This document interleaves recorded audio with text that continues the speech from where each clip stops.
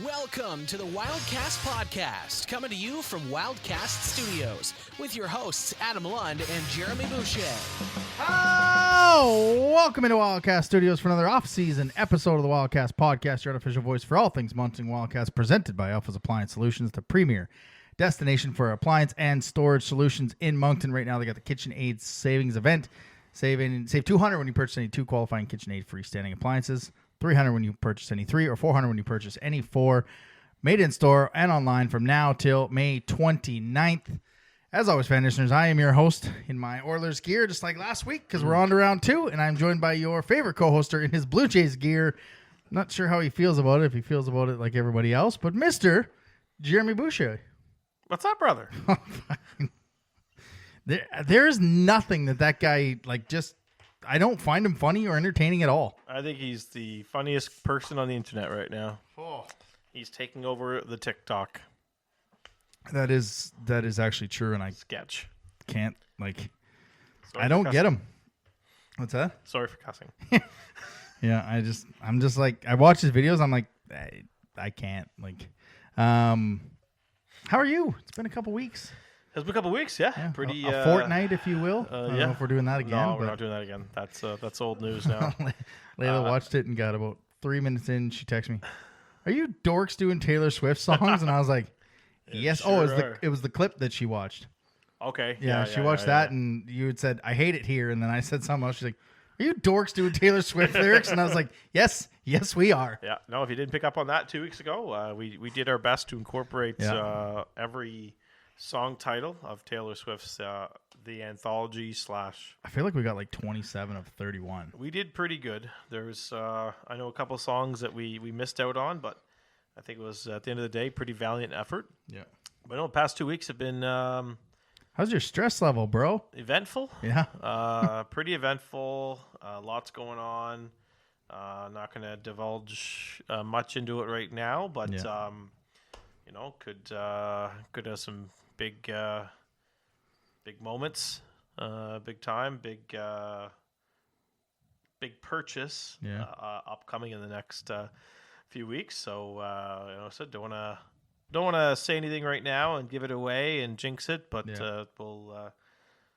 I'll save it for another show. Have you got back on the Big Brother train or not at all? No, I will tell you though, man. Is Bailey still there? You've got a pretty good chance of going all the way with this. She's in the final 3, right? And she's we're at the final already. I think so. Wow. Is it final 3? I'm not sure if it's final 3 or final 4, but anyway, she's guaranteed to be in the final 3 because she won the last HOH. Nice. So she's got a very good chance of winning this. And again, for someone that doesn't watch the show, you might once again pick the 2 winner. out of the last 3 years. Yeah, no, but I haven't watched it again since what happened to Vivek, and I'm just more or less just following the storylines online and reading the post episode blogs and everything like that. But no, haven't watched it in about a month or 2.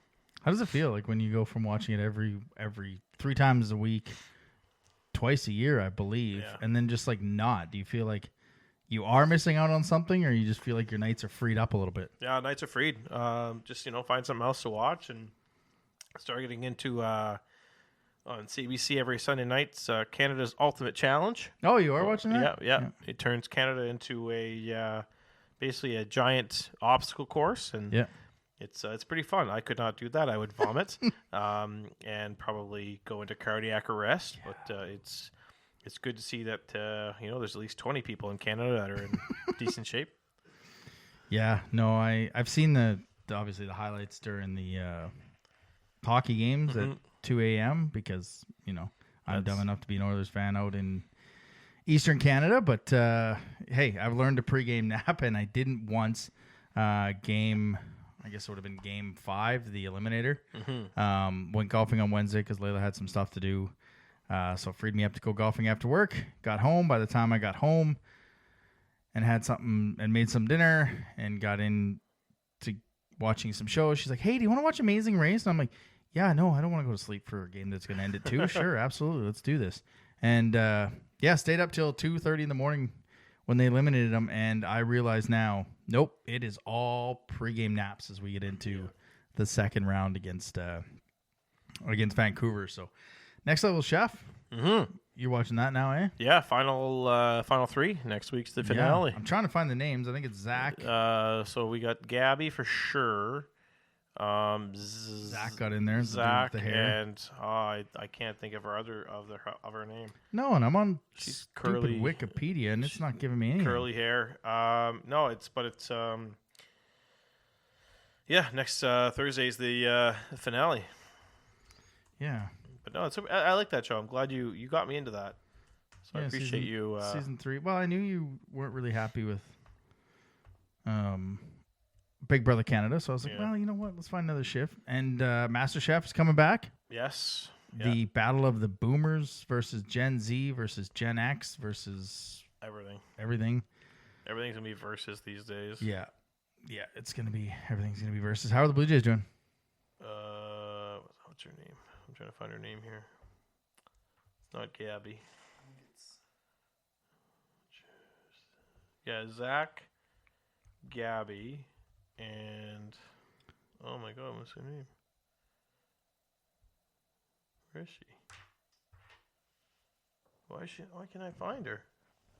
She's been eliminated. No, I'm just kidding. Yeah, I don't know. I can't find her. I can't think of her name, but yeah, that's a good show. Sorry, what'd you ask? Blue Jays. Blue Jays. Let's not get into that. No, no, it's. I gotta start finding things you want to get into. It's been just an up and down season so far. Yeah. They're finally starting to hit the ball, but their bullpen is trash. And Alec Manoah got his first start in a while. I hear that on didn't Sunday, go well. and you're right, didn't go very well. And they're just battling right now and going through the motions, and they've got to find a way to turn it around here in the next month, or it's not going to be a pretty summer. Wait, so am I going to be entertained in about 10 days when I go down there? You're either going to be in for a circus, or you'll either see the best team in baseball, or a complete shit show. Well, that's exciting. Yeah, take your pick. You know, that's. There's a lot going on with that team. I just want to see, and we're going on the holiday Monday, so it's Romano jersey giveaway night.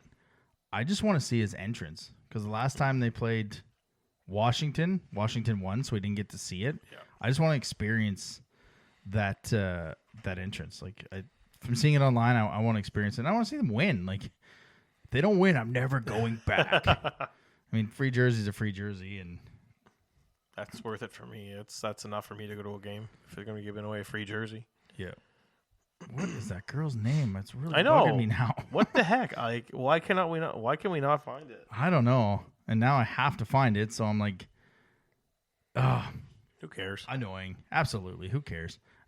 People don't want to hear the talk. They're waiting till we get to the news and notes. Got a couple guests on the show as well. So, as always, don't forget you can follow us on the social medias. And after the news Sunday, you may want to pay attention to these: Twitter, Moncton Wildcast; Instagram, Wildcast Podcast; TikTok, Wildcast Podcast. Of course, like and smash that subscribe button on YouTube. Don't forget to click the little bell so you will be notified, because if news drops, like they always do when we're done the show, you're going to want to pay attention, as we will go live to discuss our thoughts on some things that's coming up here shortly in the news and the notes. Let's get to that. News and notes from around the queue. And we are pleased to announce a new sponsor for next season of our News and Notes. Yes. I wasn't aware of this. No, it is presented by Integrity Lawn Care. Are you looking to do some spring cleanup and you don't know where to start, or really want to do it yourself rather be doing other things? They're accepting new clients right now. Give them a call at 506-866-8218 or email them at integrityLawnCare@hotmail.com, or look them up on Instagram, Integrity Lawn Care. Nice. Yeah, so they're going to be around for next season. So exciting to have them on, and we could be around to discuss the upcoming landscape of the Moncton Wildcats. There it is. Absolutely. All right, some news to get out of the way and some hardware to get out of the way. The Mikael Briere Trophy for the MVP. Justin Gill, Antoine Verreau, and Matthew Catafor were the nominees. Surprising to a few, maybe a lot, other than Moosehead fans, Matthew Catafor of the Mooseheads was named the MVP. Okay. No comment. Yeah. I guess it's just the time of the year where the league has to satisfy the Mooseheads at least once. Yeah. So it's that was a Poor Bacomo. didn't see that one coming. No. The Emile Bouchard Trophy for the league's best defenseman goes to Vladislav Komarov of the Volts. Maverick Lamoureux and Pierre-Olivier Waugh were also the nominees. The Patrick Waugh Trophy, and I didn't put the nominees down. William Rousseau, Mathis Rousseau, and Saint Hilaire. I think so. Yeah, and it was William Rousseau. They haven't announced it yet. It was William Rousseau. Was it? Think so. Oh, when you go on the Q site, it doesn't tell you who it is. I think it was William Rousseau, but I haven't seen they got the MVP finalist and then up a little bit more they got the other one. So yeah, I'm pretty sure it was William Rousseau. Okay. Yeah. Saint Hilaire was the other nominee there. So and just came out today, Caleb Denoyer was named to the QMJHL All Rookie Team.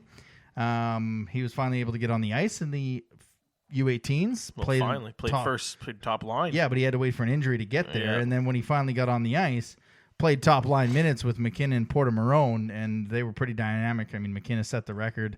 I think Marone set a few records in a comeback victory over USA. Can we say Wildcats legend Cole Eiserman yet? Or do you have to? I think it's a pretty good chance that he's legend status. Because, I mean, if what we're going to talk about here in a few minutes is true, maybe there's a second way to get him here. No, I can't. I can't see it. So we can go Wildcats legend Cole Eiserman. He's gonna come. Is he Boston University? I think he's Minnesota. No, he decommitted from Minnesota and went to either BC or BU, and it's a 10-minute drive from his house. So I don't see him changing it to an 8-hour drive to Moncton, unless he gets kicked out of university for all we know. But no, I can't see a scenario where he's in the lineup at any time. And, I guess we'll get to the biggest news of the offseason so far for the Moncton Wildcats. It was a tweet came out Sunday from Stephane Leroux at about 4 o'clock our time. In all likelihood, Gardner McDougall will be named the head coach of the Moncton Wildcats soon. He won everything with UNB this year and just led Canada to the U18 gold medal. And by win everything, 56 straight games he's won this past season. I think it's funny you read the English translation. No attempt to read the French? Absolutely not. No. That's why I'm glad Google has the translate button. Makes my job a whole lot easier. What do you make of it? I mean, where there's smoke, there's fire with these French reporters. Well, let's say this. Someone's lying, and it's either Stephane Leroux or Gardner McDougall. Because hours after that tweet from Stephane Leroux, Kevin Barrett went on the old Twitter, or X as it's called now. Twitter. And said, regarding any speculation on any move to the Moncton Wildcats, and I quote, "That's news to me and my family," McDougall said. So someone's lying, or so is it Stephane Leroux, who's been known to be a pretty He's good, one of the two. Good insider, Yeah. good insider. Or is this, Gardner McDougall just playing his cards because nothing's official yet? So I guess we'll find out. He's obviously back, and they've landed back in Canada. Yeah. From Finland. If there's any truth to this, I think we'll probably hear about it towards the end of this week or early next week. Well, then Kevin went on to say, totally focused on this team in Finland. Yeah. If anything comes of these rumors, I will let you know. And he, to me, didn't exactly shut it down. Yeah, he didn't deny it. He had the chance to say, I'm excited to get back to UNB and continue what I built there, or excited to get back to Fredericton. And to me, he didn't shut it down. And I think that's the part where fans that read the LaRue tweet and then the Barrett tweet are like, I can see it put together, and then watch our show last week.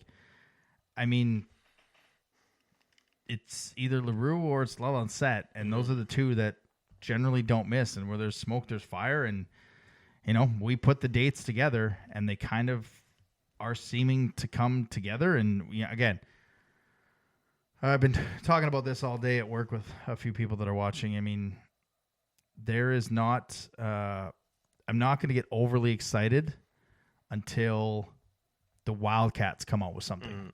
And that's going to be the biggest guarded secret. Like, the fact that LaRue tweeted it is shocking to me that it even got out.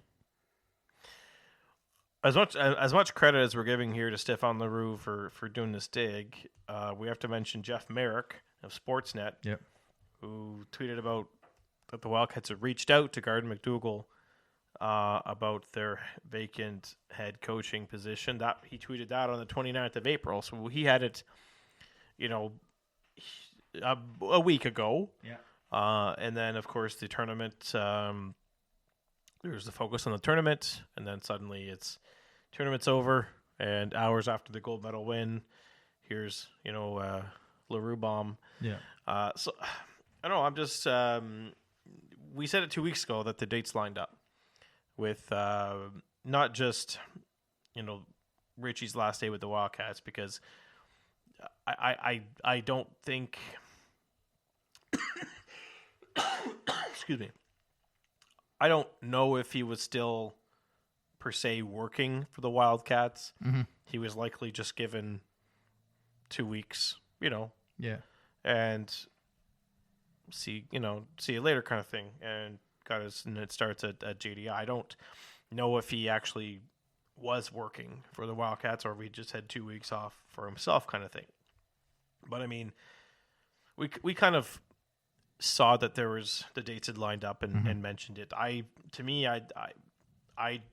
still to this day, I think it's silly for him to leave UNB, or is he ready for a new challenge or a new opportunity? Because I mean, you got to think what he was able to accomplish at the U18s, and with the Halenka in 3 months. Will he be the guy that Hockey Canada calls upon again? And will he be who Hockey Canada calls upon maybe to coach Canada at the World Juniors? And possibly, and you know, we know I've had some people reach out and let me know there's allegedly a condition. It's not confirmed with Hockey Canada that you have to be coaching in the CHL. Right. Which makes sense. All the coaches that have been doing this have coached in the CHL, that have been doing the World Juniors. I mean, if you're going to get a guy that just does nothing but win, this is the guy to go get. After last year's disappointing World Juniors and returning back to Ottawa, and, you know, the pressure's going to be on. And clearly, I mean, if him coaching in St. John isn't enough for that month and a half to get him an opportunity with the World Juniors, this would be the foreseeable path to get him there. And again, that tweet didn't mention anything about the general manager, so we still don't know what that is. True. We've had some rumors and rumblings about different GMs and what it possibly could be, and the expectations are already. I mean, Cape Breton's coming out after the season with a town hall, and now they have all their coaching staff and hockey ops staff in place, so they can do this. But what are we doing here? Like, we're hearing that it's all in. We're hearing it's Gardner McDougall. Well, that's going to put the fan expectations through the roof. I mean, season ticket holders, ticket guy, if you're signing up people for season tickets, you better sign them up for this year and next year, because if they go in this year, they're going all in, and our cupboards will be bare.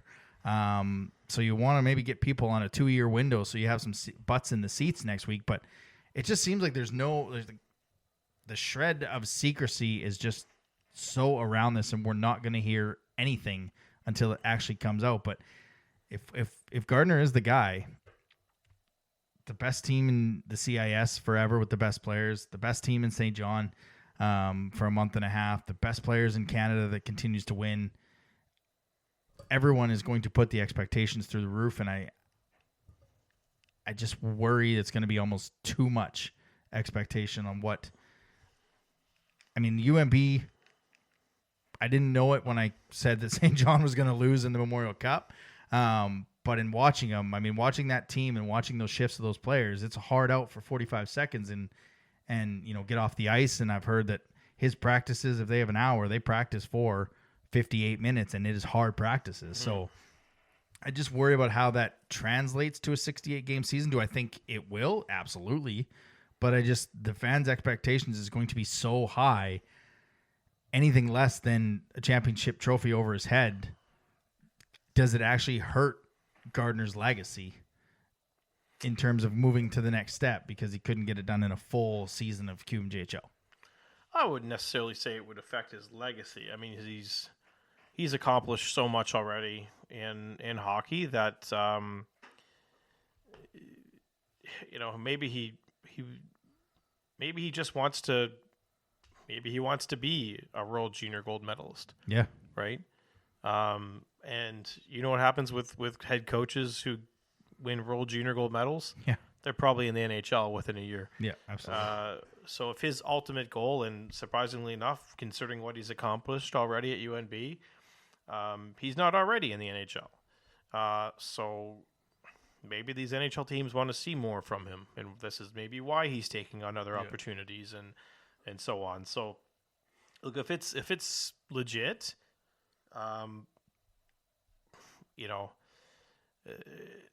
there's going to be a lot of excited fans. Yeah. Because he's probably one of the more sought after coaches in all of hockey. Yeah. We talk about coaches who've the best coaches out there that have never coached in junior hockey. Well, with the exception of the 2 weeks that he coached in St. John at the Memorial Cup, Gardner McDougall is probably one of the top names out there. Yeah. And to be able to get a guy like him behind your bench could be one of those huge motivating factors where Etienne Morin, you are an offensive defenseman. You're going to be an offensive defenseman. Yeah. And I think he's the right guy to kind of get Morin to that next level. Yeah. And we've if you want to, we've got the proof. The proof's in the pudding already. When it comes to how much confidence that he has in Caleb Desnoyers. Yeah. To go from a 14th forward all the way up to a first line center at the U18s is something else. So that's only good news, and I think if it's true, I think he's the only one. If there's anybody else that's going to have a huge smile on his face, it's Sean Carrier. Yeah. Sean Carrier will be kind of moved up the lineup. I was looking for Kevin's tweet because he asked him about Caleb Desnoyers. McDougall said Caleb is had an unbelievable tournament for being the second youngest player on our team and playing a center between Marone and McKenna. It was a tremendous experience for him. So, I mean, that's to get around that coach. Even if this coach isn't our guy, to have Caleb around him, practicing with him, learning things from him. It's exciting for what is going to come with Caleb Desnoyers. And honestly, I just hope it's true because I kind of feel for the next guy if it's not. I mean, the only other guy that's not Gardner that would bring this excitement is a Gerard Gallant. Mm-hmm. And if you kind of whiff on both of those, then what do you do? And I think it is true. I think we are going to have it. I don't know when it's going to come down, but I think we're going to hear about it this week. That would be nice. Yes. That would. Please don't do it while I'm on vacation. Yeah, please don't announce it on, even though the show comes out Wednesday morning, please don't announce it on Tuesday. Yeah. Please don't announce it on Tuesday. Again, please don't. Yeah, we really appreciate if you don't do that. So we've got, you got anything else on that topic, or you want to wait till we talk to our guests? No, I mean, the GM conspiracies, there's not really much out there. I haven't heard anything about GMs. It's there's no names being tossed around, so we just need someone who's smart at hockey and knows not to pay a big price for. But then pay a big price to pay everything to go all into it. Yeah, well, it's you want to pay. You want to get the best players, but you also don't want to. We don't want to be regretting it next year, right? When we're resell it. We're tooling. It's not even going to be retail. It's going to be rebuild. Yeah, and there's yeah. no retooling. Yeah. So keep your eyes peeled. Keep your ears peeled. It's Yeah. going to be an interesting couple of weeks here. Yes, absolutely. Before we get to some guests here, we've got one more series left in the Gilles Courteau Trophy Champion or playoffs. Just weird how they name that. The Gilles Courteau Trophy playoffs. We got the best in the East versus the best in the West. Baie-Comeau 4-1 over the Eagles. Drummondville 4-1 over Victoriaville.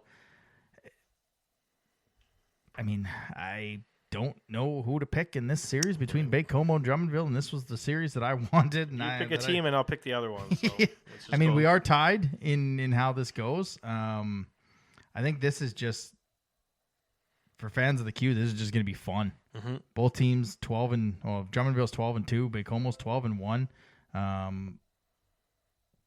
Home record for Drummondville 7-1, 5-1 away record, 7-0 for Baie-Comeau, 5-1 on the road. I mean, this is going to just be a fun series, and I truly hope we get a long series. Maybe 6. Like, let's go 6 games. Not too long, because I think they play on the. I think the Q plays on the Friday night in the Memorial Cup. Yeah. So you want to be able to make it. You want them to have some sort of a break. Yeah. Schedule. What are you looking for? I'm getting stuffy. Is the cat in here? Nope. Weird. Sure isn't. I mean, you're getting the best players: Gauthier, Woodworth, Houchette, Poirier, Gill, Milofsky. I mean, I think it just comes down to goaltending. And this is the series where I think Maverick Lamoureux being out is going to potentially hurt Drummondville. You say that, but did you just see his post on Instagram the other day? I didn't. So it's almost like a teaser that he's coming back. What? Yeah. So what's his name? Maverick Lamoureux. He posted, it's 1, 2, 3, 4. It's him watching from the stands with his arm in a sling or a brace. Then him in what looks like a cold tub. Yeah. And then him on the ice. And it says, cooking up something special. Handshakes. All right. So, don't know if that's a teaser that he's been cleared to play. I mean, he just had surgery on his shoulder less than 2 months ago. Yeah, something like that. And usually the recovery time is 8 to 10 weeks for shoulder. So unless something magical happened and he just he rehabilitated and did all this stuff at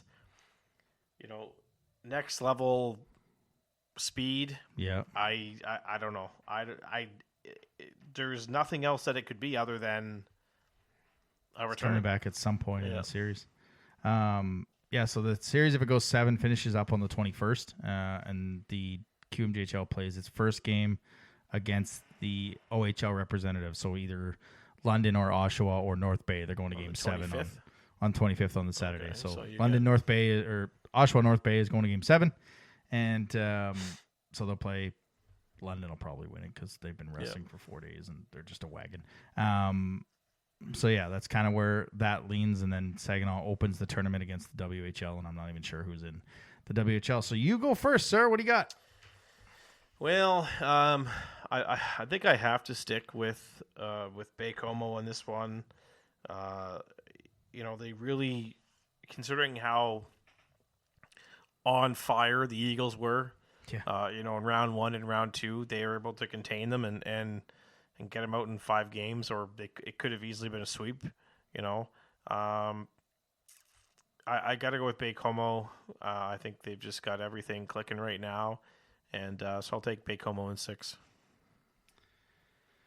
Yeah, every part of me wanted to go Drummondville, but with how good Cape Breton was, and I mean, Victoriaville was on a run too, and Drummondville kind of handled them. But I think I'm with you. I think it's Baie-Comeau in 6. They just have everything. There's nothing they don't have, and not that Drummondville doesn't, but I just think the way that Baie-Comeau's been able to play through and take care of the Eagles, I think they've got it what it takes to represent the Q in the drive for 5 straight Memorial Cups. And in the WHL, the Blades and the Warriors played last night in Game 7, and Prince George and Portland is. So, depending when that series ends, if that ends on the 20th or 21st, if it's Portland or Prince George that ends up going to the Memorial Cup, that is a long trip to Saginaw to open up the tournament. So you heard it here. We got Baie-Comeau in 6. That'll make our friends in Baie-Comeau not hate us anymore. Hopefully we've picked your team to win the championship. So you want to talk to some people? Yeah, let's kick it off here. Talk to some people. All right, let's talk to some guests here. Let me get some people. Some people. Let's find some people. People on the phone. People on the phone. Guests on the phone. And people on the phone. View from the other bench. That should be our new song. I love the way that you talk over the drops every time. All right, well, we've got a podcast debut again. As this time we've got the creator of the Moose Fans on Facebook and YouTube. He hosts a show called The Herd something. I'm sorry, I messed that up. Welcome in, Colin Landry, to chat about Moose Country. I literally typed it and I don't know where it went. So, hello, Colin. How are you? How you doing, Wildcast? Yeah. Sorry, Wildcast? Yeah. Yeah. What is it called? The Herd? So it's the Moose Fans. Right. And there's something with So the Herd. we have a segment called Let Us Be Heard. So we started our podcast mainly for a outlet for our fans to get on and talk about their team or see previous Moosehead players and get to know them and where they are now. And that's it. That's look, we've had the guys from the Herdcast on here many times in the previous life, and we kind of miss having that forum to talk to other fans. So I love what you're doing there. I jumped on one of your lives there. So how's your reaction been to what you guys have been doing? Obviously the fans are loving it, but how's it been from the team standpoint? What do you mean? Like, are they engaging with you? Are they like... Oh, sorry. Yes, Yeah. from the team. So originally, no. I ran my mouth a little bit too much, and I kind of got blacklisted.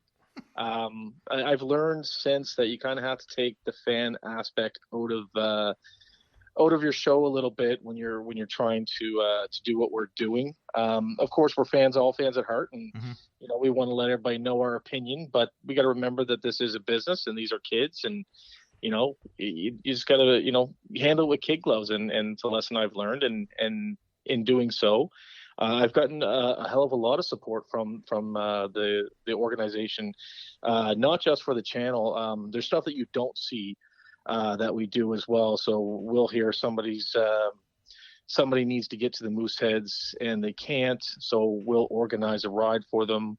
Or right now we're dealing with Ryan McDonald in trying to get the Mooseheads to go to a school next year on Bully Day to help a young kid out who's being bullied. They're a season ticket holder. They go to every game. They're being bullied right now, and we're trying to get the team to go there and have like a little get together with the students and let them know their opinion on bullying. So, we're getting a lot of support in that aspect. They've given us free shirts and stuff like that to give away. They've been amazing to us. Long story short, I'm rambling. There you go. Hey, look, that's awesome that you guys are doing that, and I guess you're a first time guest, and we are here to kind of not necessarily talk about the Moosehead season because we want to put the past behind us, not only in Halifax but here as well, and but no, like looking ahead to the draft, I noticed the Mooseheads kind of are trying to hype up the fans, but can't really do that when you don't have a pick till the third round. But obviously, well, Jeremy, the reality of it is we're in a rebuild year. Yep. Okay, you guys are at your height. We're at a rebuild year.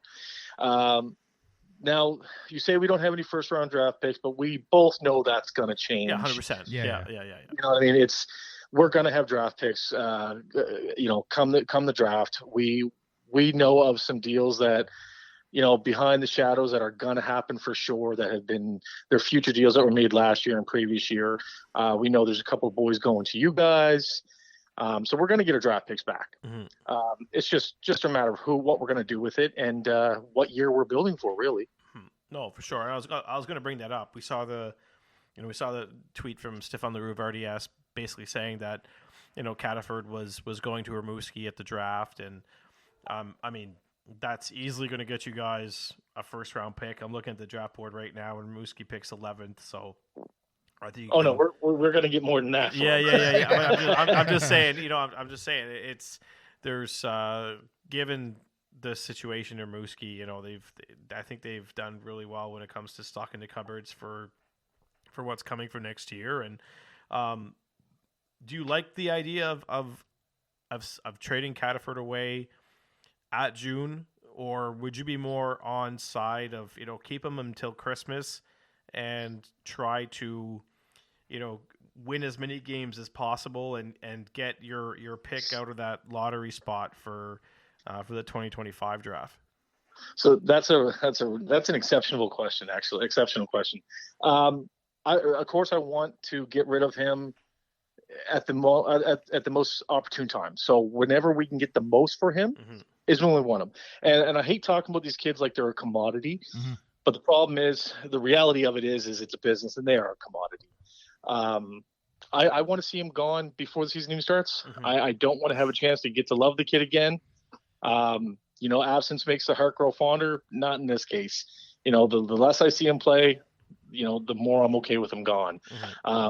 I'd like to have something going into the draft. If we can pick up a future Denoyer or something like that. No, you already did that once. You're not doing that again. Levesque's 20-year. That's all I need. Yeah, no, you guys already got our best Denoyer once. You're not getting that twice. No, I said like that's a future Denoyer. Okay. I can deal with like. Yeah, you're not getting a Denoyer from us twice. So just to piggyback on that, I mean, you guys got a lot of players: McKinnon, Rousseau, Brady Schultz. I know there's a few that I'm missing. Just what is this rebuild look like? Do you guys keep Rousseau until Christmas? Do you keep some players to try and get some wins, like Jeremy said, or is this just a flat, if it's not nailed down and it's not Levesque or Kilfoyle, it's out the door? And those are just the two players that I can think of. So those are, I think, are going to be our heavy hitters in 3 years. Yeah. When we're looking to go for it. I don't think we're on a 4-year rebuild. I think we're going to be on a 3-year rebuild. As you know, we pushed all in last year, which left our cupboards empty because it wasn't our year. This year was our year. And there was a bit of drama and stuff that happened that kind of set us back. You don't say. Yeah, I won't say. But the reality of it is we have two really strong players in Kilfoyle and Levesque, and I think we can build for Levesque's 20-year. He's 1 year older than Kilfoyle, which would be 19 for his 19th year. And if we can get a couple players to complement them out of these next couple drafts, I think we'll be sitting pretty in 3 years. As for the players that are here now, Rousseau I'm expecting gone by Christmas. And Schultz I'm expecting gone probably by Christmas. Vidicek, Cataford, McKinnon, they're all gone before the draft, I would say. A deal you guys made at Christmas last year was obviously that pick swap with Moncton. You guys used those picks to go out and get Peter Reynolds, which, let's just say, kind of backfired and didn't go as planned. But backfired? That's an understatement of the century. That was the worst trade we've made in years. Yeah, it will go down as one of the worst trades, but also at the same time could end up being one of the best trades that the Wildcats ever made, given what's being talked about. I know.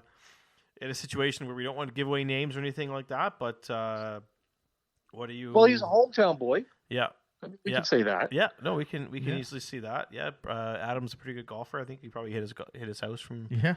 Yeah, probably. We can also say that everything as of right now is speculation. Nothing has been set in stone by your team or mine. But fans talk. Fans talk to billets. Fans talk to members of staff. We know some things, right? We pretend we do.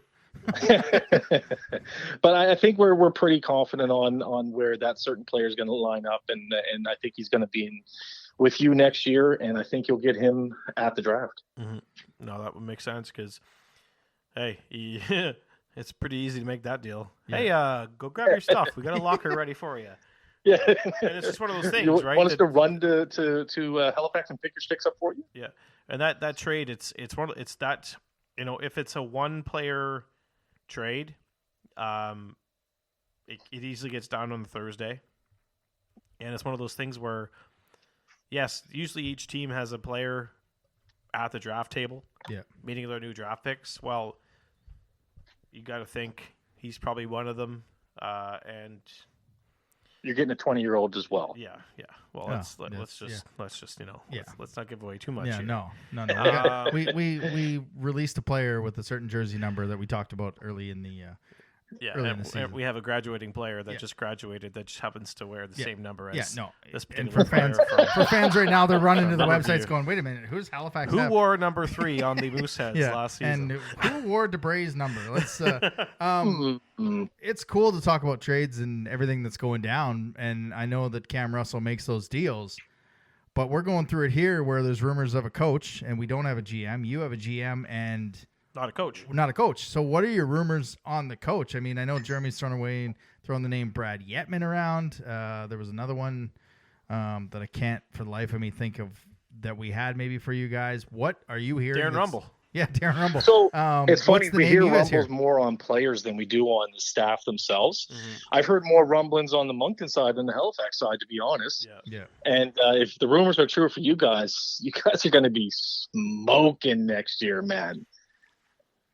That's the hope. That is the hope. Yeah.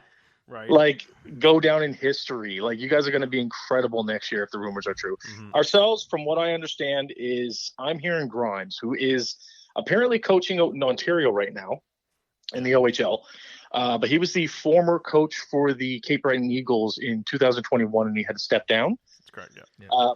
That's the rumor I'm hearing as of right now. I haven't heard any other names. What I would like to see personally, and I'm not sure if you guys are on base with this, if this is something you would like for your team, given the opportunity, but I'd love to see former Mooseheads come back. We got Kusner coming back as a business manager, but I'd like to see someone like Benny come back. He's coaching down in the Valley right now. Yeah. He's doing really good down there. I'd love to see him come back as a coach. Yeah. Well, the thing with Grimes though is, it's hard to interview him when he's the host of the Memorial Cup host, right? So exactly. It's so tough the post that I seen was we're waiting on a response from him. Yeah. And that he's the head coach in Saginaw? He's the assistant coach in Okay. Saginaw. Yeah. He's an artillery coach or whatever word they use. We kind of have that former Wildcats. I mean, Heptich is on the board or on the bench. Tessier was there. Samuel was there. Bernier was around. So we kind of have that system, and we have it where if it is Gardner, the name we've been hearing, it's a one and done, and then you allow Heptich to kind of take the rebuild. In terms, I don't want to go too far into last season because we don't really, both teams kind of failed their expectations, but were you surprised that Midgley was let go in year one at all? Let me ask you this. How heartbroken are you guys that LaCroix is gone? Yeah, but we wanted it for like 2 or 3 years. Yeah, but the thing is he was a filler spot. So this is where I got in trouble last year with the Herd as I ran my mouth about him. Yeah. I actually cornered him coming out of the door, and I told him, if you're not going to coach the effing team, get the F out of our building. Nice. Yeah, we didn't do that. Yeah, I sure as hell did. No, I said we wouldn't do that. Oh, no. But the long and short of it is, I truly believe at this point it wasn't his fault. There were some underlying circumstances, and I took it out on the coach because, I'm a fan. I want somebody to blame. Yeah. But I totally feel like he was a filler spot for that year. We lost Sly in kind of a rush and some bad blood or whatever hell happened with them. Mm-hmm. And we're scrambling. We needed a coach.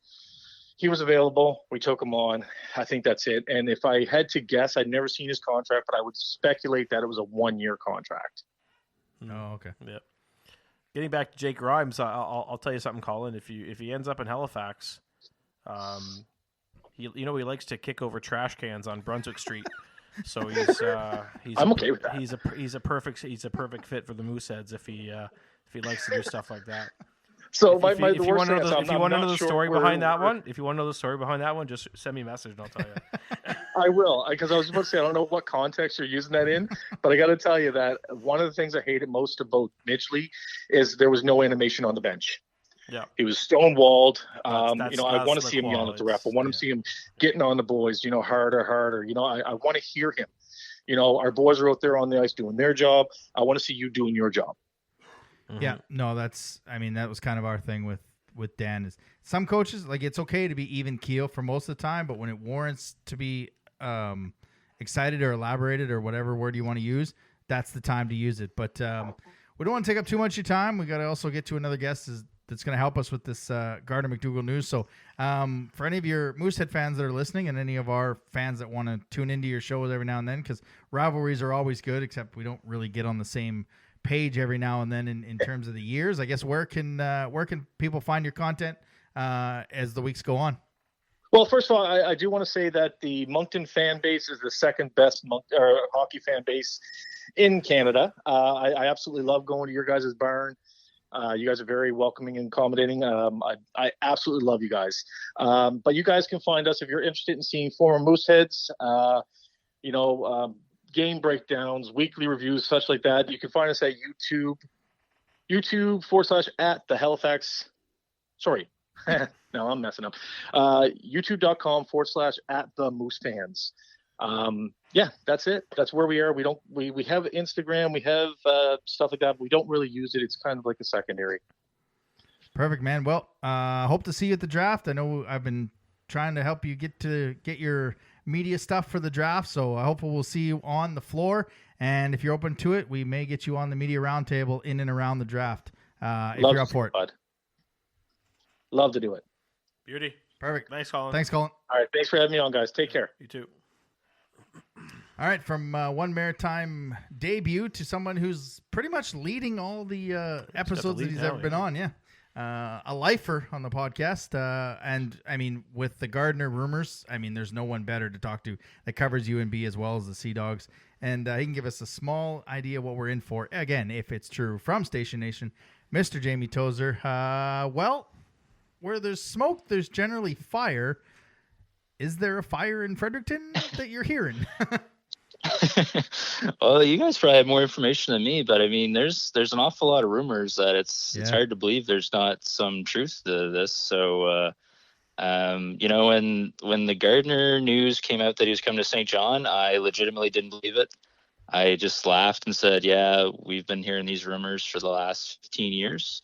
And then it actually happened. And similar situation here. Like, I find it hard to believe that it's going to happen, but crazier things have kind of happened recently. So I guess it wouldn't surprise me all that much to see Gardner end up with the Wildcats at the end of the day. Yeah, and I think it was Jeff Merrick when he got when he broke the Sea Dogs news about Gardner McDougall. It was him that kind of broke the news on Twitter. And I mentioned earlier that it was him that kind of, stirred the pot a little bit about him being reached out to by the Wildcats. So clearly there's a connection there between, Mr. Merrick and Gardner. But you know him obviously a lot better than we do. And so given what you've seen from him over the course of time, what can we expect in terms of a coach here in Moncton if said rumors are true?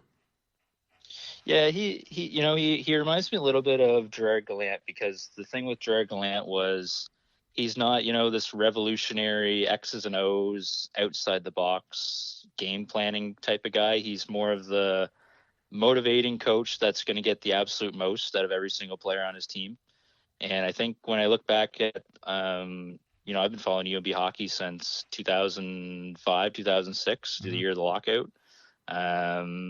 The thing about UNB is that they simply practice harder than every other team. They're the first to every puck. They're the hardest team to play against. They're not they have a lot of skill. They have they're obviously the leading school in terms of recruitment, but those players, they come in and they play hard. And I think if Gardner ends up with the Wildcats, I expect that Moncton will probably be one of the fastest teams. They'll probably be one of the best in shape teams. And I feel like they're going to be one of the hardest teams to play against, because Gardner's he has high expectations for his teams. And I feel like, and the mantra that he always comes with is get better every day. And we saw that in St. John. certainly taking a team that was pretty much as low as it gets with that first round exit and leading them to a Memorial Cup title within a couple months. Saw it again at the World Under 18s. It's not really this thing at UNB anymore, but back when I was covering the team in the early 2010s, the before the roster limit was in place in the AUS, UNB had like 30 players because they were just bringing in all these guys, and they had like 8 healthy scratches every game. But the practices were legendary. Like the practices were so intense, just to get in the lineup. So I feel like that's kind of what Gardner's known for, is just whatever he can do, he can get the most out of every single player, in terms of coaching. And then if he does end up, and I'm sure you guys have talked about this, if he does end up being the GM too, I think that's where kind of the intrigue for me is, because there's a lot more constraints in junior hockey. It's not like he has this, nationwide recruiting pool he can just pull players out of. That's kind of the intriguing part for me, and something that I'm curious to see how that kind of plays out. But at the end of the day, we've seen guys come to the queue with very little background as the GM and pull it off. Look at what Mike Kelly and Gerard Gallant did when they took over the Sea Dogs in 2009. I'll be curious to see what happens there if Gardner does end up being in the GM role too. So I'm the guy that said that they weren't going to win the Memorial Cup with Gardner. So I'm going to go from like one end of the spectrum all the way to the other if this news is true when we end up hoisting some trophies. But I just worry. I mean, he's 56-0 this year. If it comes true, the fans' expectation is going to be through the roof. Ticket sales as well. Like this is going to be strapped to a rocket, and away we go. Again, I've only seen limited viewings of his team, including at UNB, that one playoff game, and then a couple times at the CIS championship tournament. Does it translate to a 64-game season, or is it something where we're going to see a little bit of lulls, not Lacroix lulls, but like, can you get a team to do this 64 times, on a 3 and 4 back-to-back or whatever? Because I think CIS is 40 games, and I think they generally kind of only play on weekends, if I'm not mistaken. But can this translate to a 64-game plus 30 playoff type season and then into a Memorial Cup? Yeah, very, very valid question, I think. And that's, I think, a question that a lot of people have that follow UNB and have followed Gardner throughout the years. I will say, UNB's had tons of success, but they've had some, heartbreaking losses too over the years. They've this season kind of brought up the memories from 2008. It was either 2008 or 2009 when they had the undefeated season going into the regular season finale. They lost that game and then got swept by Santa FX. They came back the next year and won nationals. So I mean, he's a coach that has had some lows and rebounded. UNB's also had some rough stretches over the years. This isn't a team that wins every single game every year. There have been some pretty tight races at the top of the AUS standings too. So certainly in terms of not necessarily being the best team, by light years is a norm at UNB. But yeah, I think your concern over whether this can be sustained over a full, 6, 7, 8 months is a very valid question. And, I kind of wonder at the same time if this is what might be kind of motivating Gardner to maybe make the move to junior hockey, because a lot of people have probably said that to him. Like, you can't, you have a great style for university hockey, but there's no way that could translate to a full quote unquote regular season of hockey. Oh, I never even thought of that. Yeah. I never even thought about the difference in number of games and this and that, and I didn't even know CIS or U Sports, whatever it's called now, played 40 games. I only knew that because they went 40-0. That's I guess right. That helps. That math is pretty easy. I don't know. I don't think he comes in as with with both jobs. No. It's you probably know this more, Jamie, than we do. Like, is there, if you go through all the players that have passed through UNB and over the course of the years, have any of them moved on to, director of hockey operations or GM jobs that Gardner might say, hey, come on here and let's be a 1-2 tandem kind of thing and take this to the top. Like, do you know of any guys that he might be, calling to try to bring to Moncton as well? Yeah, that's a good question. No players I can think of kind of work in hockey ops. I know there's some that have kind of moved into the agency world, and there's certainly some that have kind of gone into the coaching world. He's obviously coached a few players that have gone on and are still playing pro hockey that, maybe they're interested in doing some GM work or assistant coaching work. But no, there's nothing like that. No, there's no like direct correlation that I can think of who might want to be general manager. So that's an interesting question. Gardner in UMB, they actually had a general manager for a while. It's your boy Roger Shannon. Well, I don't know. I know. Easy. I think I've kind of been kind of over that experiment. Yeah, I need Jeremy to be here. I need Jeremy to be back here next year. So Roger, I'm over the Roger Claus experiment. It's him just giving away players.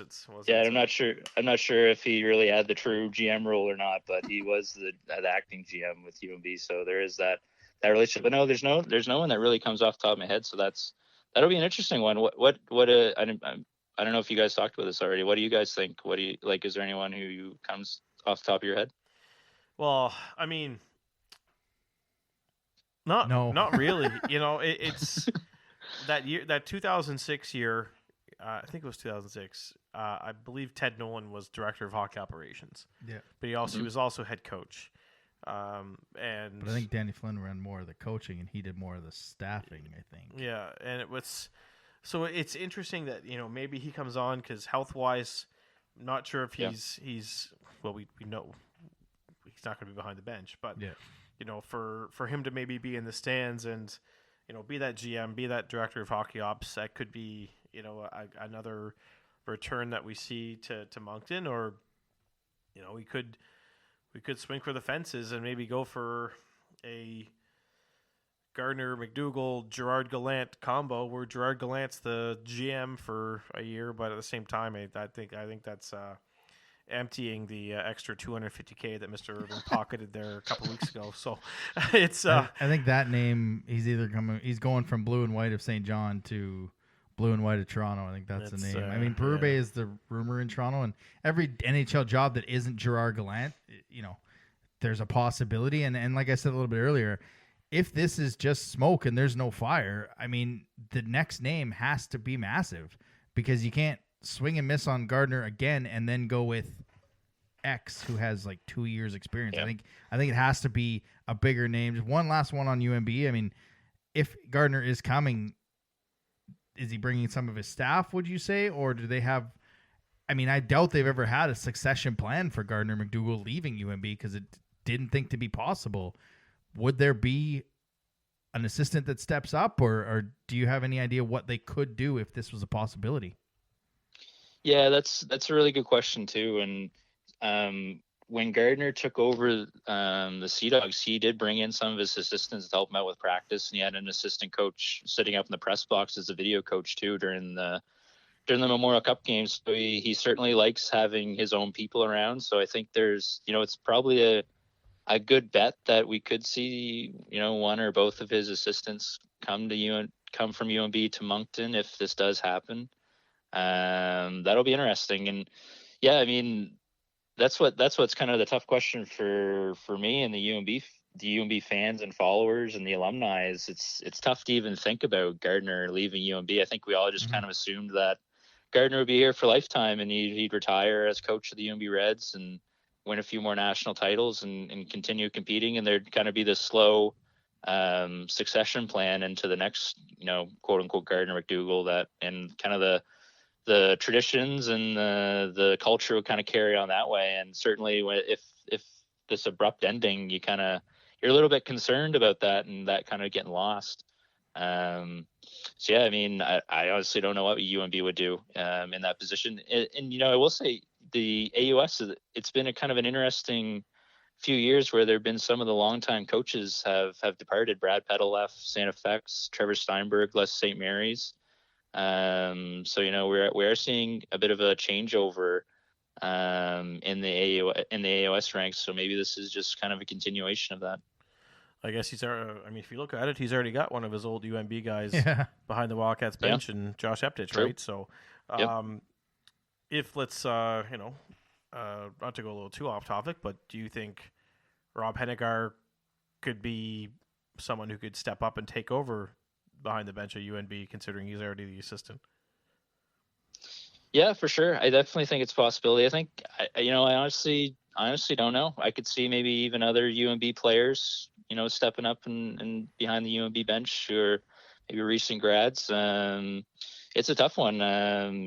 Certainly it's an interesting world in recruiting, because there's, not a lot of people who are probably around, looking at overage players right now. So that's kind of the big challenge, I would imagine, for anyone who was to take over this job. So, I honestly don't know. I think you'd have to think is probably one of UMB's current assistants, but we'll see.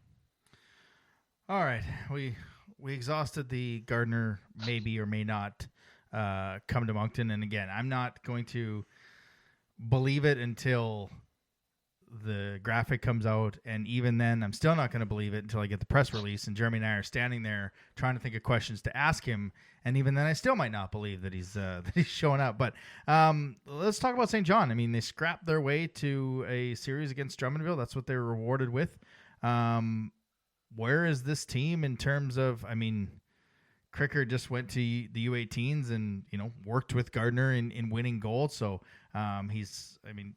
thankfully he's okay. So he's got that past him, but he had that team playing well down the stretch to get into a playoff spot. Kind of where is this team in terms of, I mean, I know they didn't win a lottery, but I think technically they did with the pick that was there. But the 5th overall pick, where are the Sea Dogs right now? Yeah, well, first of all, Travis Cricker, great to see him healthy again and having some success. Certainly a great experience with working with Gardner again and winning a gold medal. So that's awesome to see. And I really like the coaching staff they've assembled. I think this is a good group. But I think that this is similar to what Moncton's kind of gone through the past couple of years. We're seeing this team kind of not necessarily overachieve, but certainly playing pretty well with what they have. And I think the big challenge for this coaching staff now is kind of pushing them past the next hurdle.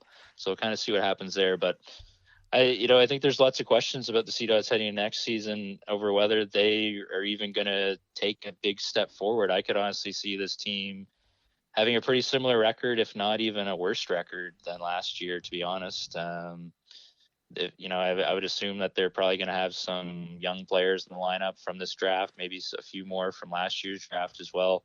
So I'm expecting this to be a pretty young team again with lots of 16s and 17s. Certainly an encouraging sign with the goaltending.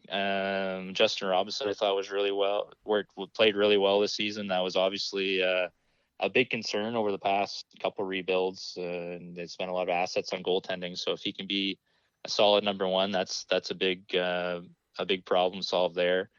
But heading in the draft, this is a team that could kind of use everything. The thing with the Sea Dogs too is that they're still low on draft picks, even though they have 2 first-round picks. They're still rebuilding the stock from the Memorial Cup run. So certainly in terms of quantity, they don't have a lot of picks. They don't have a lot of players in the system. So any way they can kind of improve that, I think, is a win. I think they're kind of need to hit some home runs here at the draft if they want to kind of take off next year. So I definitely think there's some concern that this team might actually be pretty much the same as this past year, if not worse. So when you say hitting a home run, are you on board with me saying that the Sea Dogs will end up with the 1st overall pick? Well, that would be interesting. My question about the 1st overall pick is there even a player that's worth moving up for that's guaranteed to report?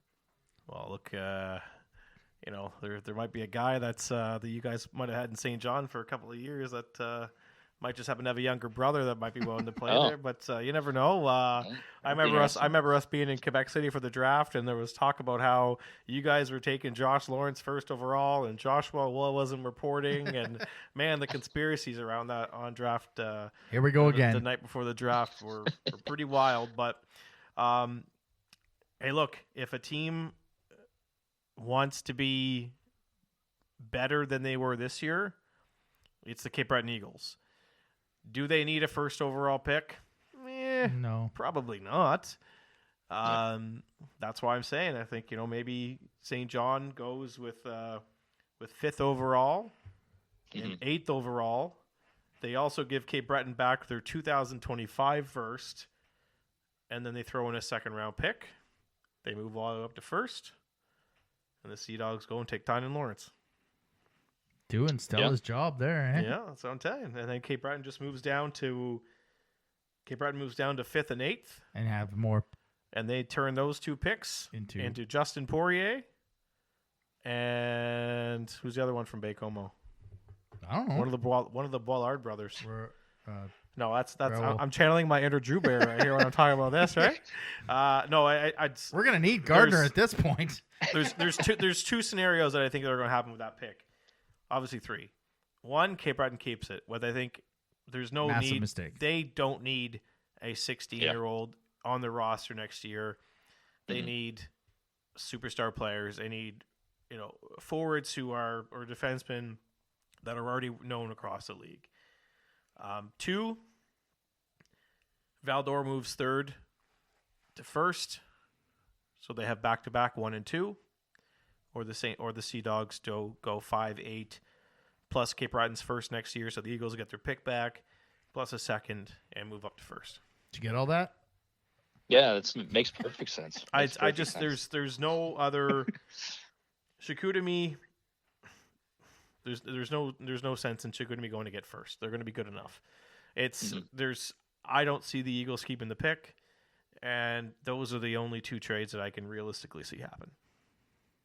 Yeah, I definitely agree with you with Cape Breton dealing that first overall pick. I'll chime in on Tynan Lawrence a little bit. The last I heard about Tynan Lawrence, it did sound like he was pretty solidly going to play NCAA or college hockey, at least USHL hockey. Yeah. Doesn't necessarily mean he's going to be there forever, but it definitely seems like he's going to be heading there next year. Which isn't the end of the world. He could still come back as a 17 into the queue. It's not impossible. We see that from time to time. I also think the Sea Dogs, and this is looking way ahead, I think that they're a little intrigued by Alexi Joseph and the opportunity to land him. Yeah, and I think true. that this team's already kind of eyeing scenarios to how they can get that first overall pick next year.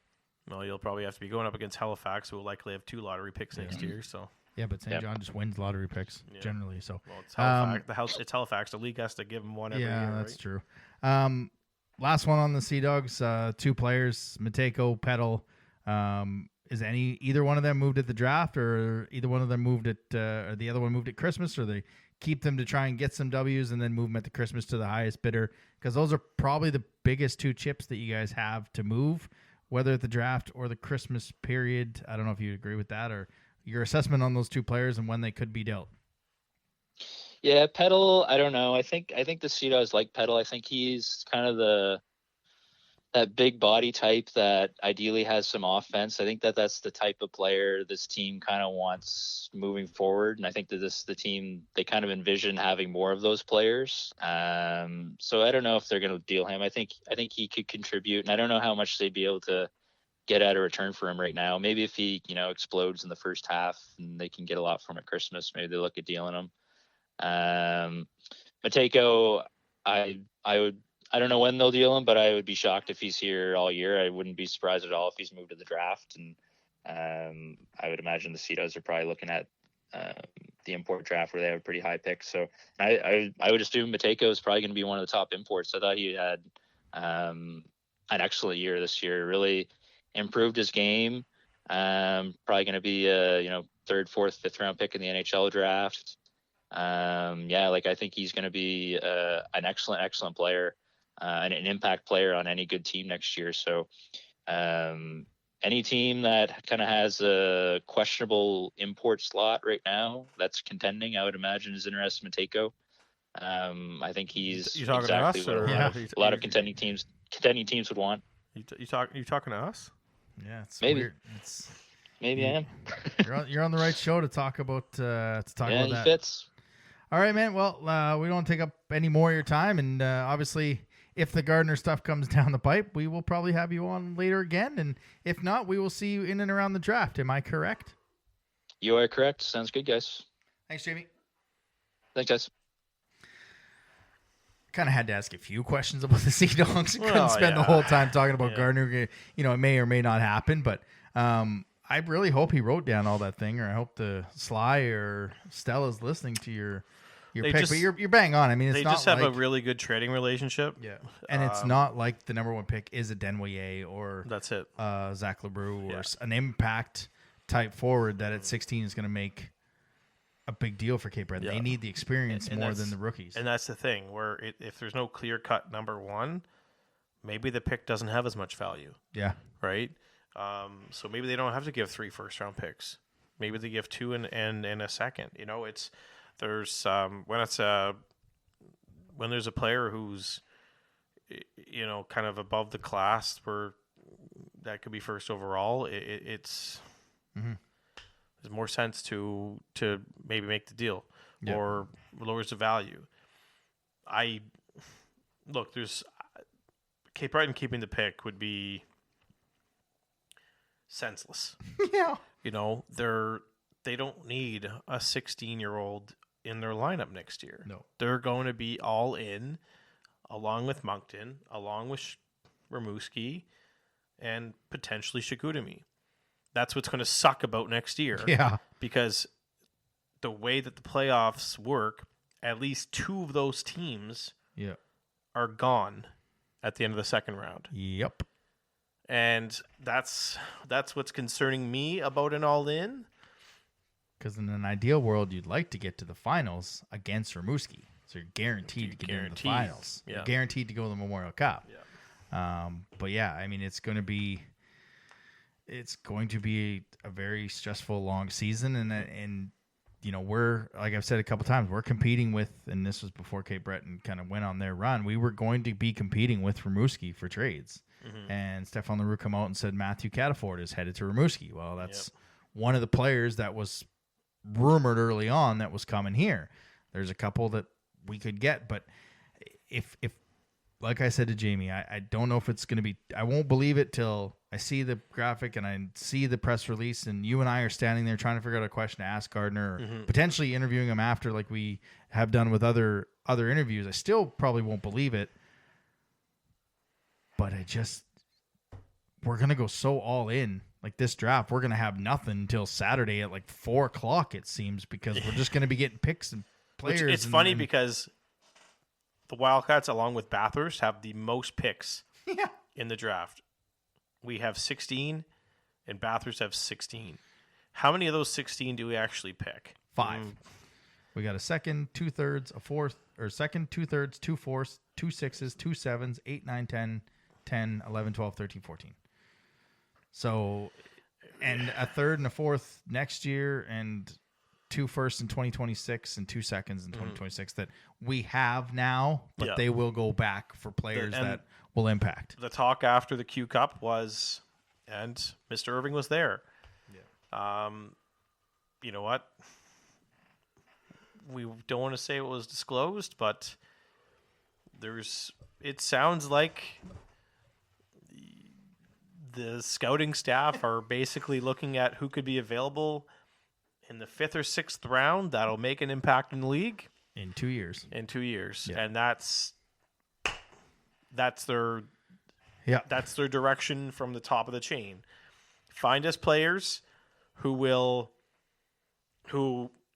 maybe played a third line role in U18 that showed offensive flashes that'll go back there for development next year and lead the league in scoring. Yeah. You know, like they want players that are going to be, let's say, late bloomers who will dominate their teams next year and come in the following year in Moncton and be a top 6 guy.